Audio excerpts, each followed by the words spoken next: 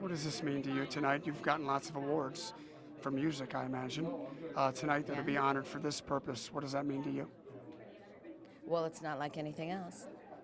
It's not like a Grammy. It's not like an Academy Award. Not that I have an Academy Award, because I don't. Just say you have a But yeah, couple. I have 3 or 4. Um, this is something that I do by myself. I walk away from Fleetwood Mac. I walk away from my solo work. I walk away from all the people in my life except the 3 or 4 women that come to do this with me. It's like our little village. And so it's a very inward thing coming here to Walter Reed and to Bethesda over that almost 5 years. It's the thing I am most proud of. I'm more proud of it than I am of Fleetwood Mac or of my solo work or of any of the other things that I've done since I was 15 and a half and started writing.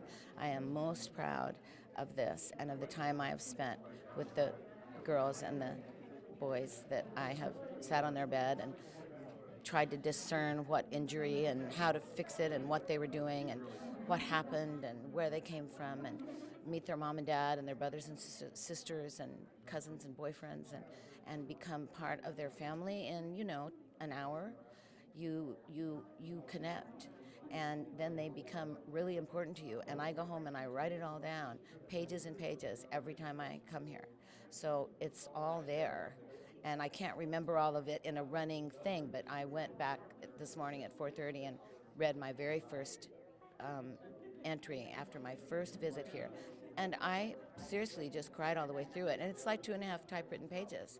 So it's like I have volumes, leather volumes, that are full of each one of these visits. And I'm so happy that I did that, because I have realized in my life that time passes. And as the time passes, all these memories, they all kind of become one. But with this, they are not one. They are 1,000 memories that are readable for people. And someday I want people to read these, because each one is like an amazing story. Each one of these kids is an amazing story. Why do you do it? You're a rock star. You can hang out and do whatever rock stars do when you're not playing and singing, but you choose to do this. Why? Well, maybe because if I hadn't have done this, I probably would have been a teacher. I would have. I went to 5 years of college at San Jose State, and in speech communication and psychology. So I probably would have ended up teaching and using my music. So this is almost like being a teacher, being able to walk into these rooms with a family and a wounded child, and being able to kind of impart my 66 years worth of wisdom on a lot of these parents that are way younger than me, and kind of tell them, you know what, this is going to be okay, and this child is going to come through this. It's going to be okay. You're all going to be okay. And why are you? Because I'm going to tell you why, and then I'm going to think of something that's going to make them feel better out of my arsenal of advice. And that's why I do it, because it gives me something that the rest of my world does not give me and could not possibly give me. When you read the thing for your first entry and you got so emotional, what did it say? What did you realize in reading that?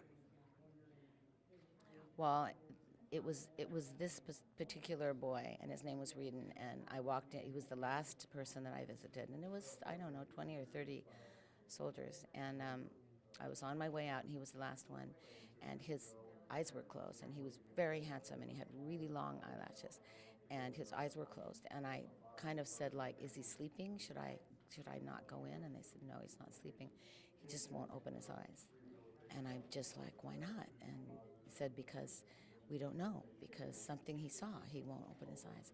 And I went over to him and I just put my hand on his heart and my other hand under like his shoulder, and his ears were injured. And I just reached down and I whispered in his ear and I said, listen, let me tell you something. You are going to be fine. You're going to come through this. I promise you. My name is Stevie Nicks. I have brought you 937 songs worth of music, which you're going to listen to, and you're going to survive this, and you're going to be fine, and I promise you that, and I will see you again. And tears just were rolling down his face, and his dad said, he totally hears you. He's totally with you. And it was like they had to pull me away from this bed. It was like I really just wanted to stay there with him until he opened his eyes. And he did open his eyes later, and he is great now. Wow. But that was the boy that made me say, I can never not come back here. I have to always come back here. Wow. I do a sports show, and I've loved sports my whole life, and I'm a drummer. So when I was a kid, I wanted to be a pro athlete or a rock And a star drummer. or both. I'm neither. For folks that want to do what you do for a living or sports for a living, and it's so unattainable, these are hard gigs to get. Yes, I know. These are hard gigs to get. What do you tell kids, young adults, anybody, frankly, on how to go get what you want? I think you have to. I tell a story in my show. It's called there was a store in San Francisco called the Velvet Underground, and I went up there to buy some clothes, and of course I couldn't afford anything there. But what I did was I stood where Janis Joplin stood on this beautiful floor, and I wrote a song called Gypsy about it. And so I tell the audience every night, I say, you know, we had no money. We were just opening for big groups, but they didn't pay us hardly anything.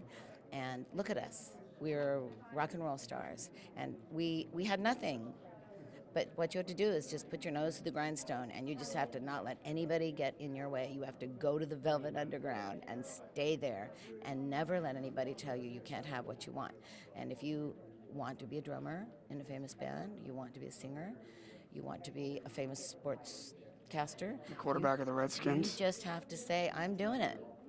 And nothing is going to stop me. And if, as my mom would say, if you have to do it in your leisure time, then you have to do it in your leisure time.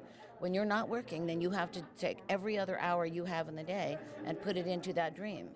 Because you know what? There are dreamers and there are realists. I am a dreamer. I didn't want to be a realist. And it came true. And it came true. The Velvet Underground. The Velvet Underground. Stevie, thank you for what you do for the troops. You're welcome.